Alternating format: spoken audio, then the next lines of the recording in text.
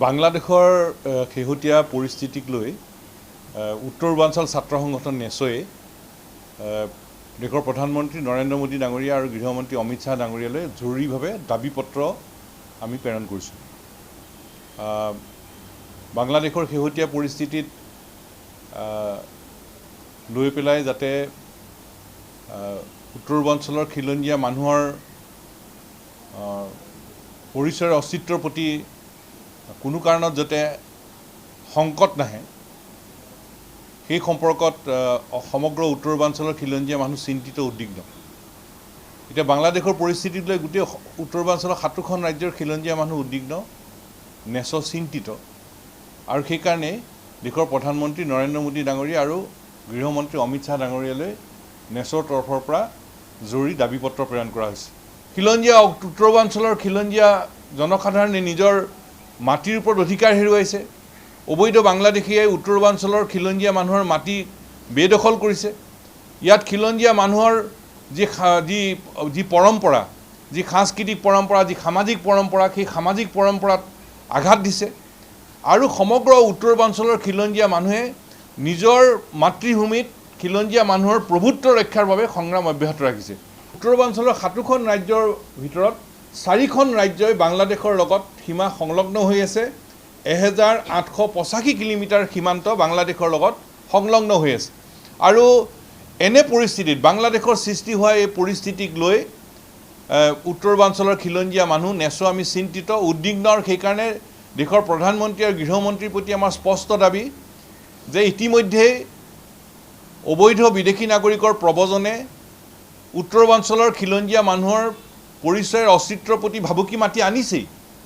এতিয়া বাংলাদেশৰ সৃষ্টি হোৱা পৰিস্থিতিক লৈ এজনো যাতে বাংলাদেশী যাতে উত্তৰ পূৰ্বাঞ্চলত প্ৰৱেশ কৰিব নোৱাৰে তাৰ ব্যৱস্থা কেন্দ্ৰীয় চৰকাৰে গ্ৰহণ কৰিব লাগিব।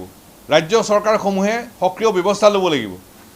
এজনো অবৈধ বাংলাদেশী যাতে উত্তৰ পূৰ্বাঞ্চলত প্ৰৱেশ কৰিব নোৱাৰে, বাংলাদেশৰ পৰিস্থিতিৰ অজুহাত লৈ এজনো যাতে বাংলাদেশীক উত্তৰ পূৰ্বাঞ্চলত আশ্ৰয় আৰু সংস্থাপন নকৰে তাৰ ব্যৱস্থা কেন্দ্ৰীয় চৰকাৰে গ্ৰহণ কৰিব লাগিব। আৰু ইয়াৰ ৰাজ্য চৰকাৰসমূহে বলিষ্ঠ ভূমিকা ল'ব লাগিব। বাংলাদেশত সৃষ্টি হোৱা পৰিস্থিতিক লৈ কোনো কাৰণত কেন্দ্ৰীয় চৰকাৰে উত্তৰ পূৰ্বাঞ্চলৰ কোনো ৰাজ্যত নতুনকৈ যাতে এজনো বাংলাদেশীক আশ্ৰয় আৰু সংস্থাপন নিদিয়ে এই কথা নিশ্চিত হ'ব লাগিব। আৰু উত্তৰ পূৰ্বাঞ্চলে সেই আশ্ৰয় আৰু সংস্থাপনৰ ব্যৱস্থা মানি নলয়। বাংলাদেশৰ লগত থকা সীমা কটকটীয়াকৈ চিল কৰিব লাগিব। অত দিন উত্তৰ পূৰ্বাঞ্চলৰ জনসাধাৰণে কৈ আছে যে ভাৰত বাংলাদেশ সীমান্ত চিল হ'ব লাগে। ঐতিহাসিক অসম চুক্তি সম্পাদন হোৱাৰ পিছতো চুক্তি মৰ্মে এই বাংলাদেশৰ সীমান্ত চিল হ'ব লাগিছিল আৰু সেই প্ৰতিশ্ৰুতি ৰক্ষা কৰা নহ'ল। নেচয়ে কৈ আছে যে ইয়াত অবৈধ বাংলাদেশীৰ লগে লগে মৌলবাদী উন্মুক্ত সীমান্তইদি উত্তৰ পূৰ্বাঞ্চলত সোমাইছে। আৰু উত্তৰ পূৰ্বাঞ্চলৰ সীমান্তইদি অবৈধ বাংলাদেশীৰ লগত মৌলবাদী সোমাইছে। ই উত্তৰ পূৰ্বাঞ্চলৰ লগতে দেশৰ প্ৰতি ভাবুকি।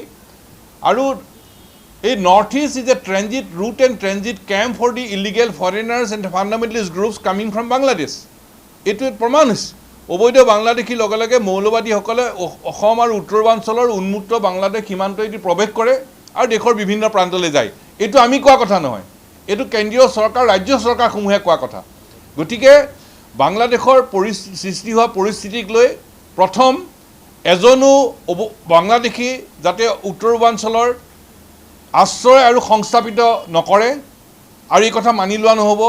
দ্বিতীয়তে ভাৰত বাংলাদেশ সীমান্ত শীঘ্ৰে কটকটীয়াকৈ চিল কৰক আৰু কোনো কাৰণত যাতে বাংলাদেশৰ পৰা উন্মুক্ত ভাৰত বাংলাদেশ সীমান্তইদি উত্তৰ পূৰ্বাঞ্চললৈ যাতে এজনো বাংলাদেশী সোমাব নোৱাৰে তাৰ কাৰণে সকলো ধৰণৰ ফলপ্ৰসূ ব্যৱস্থা চৰকাৰে গ্ৰহণ কৰিব লাগিব।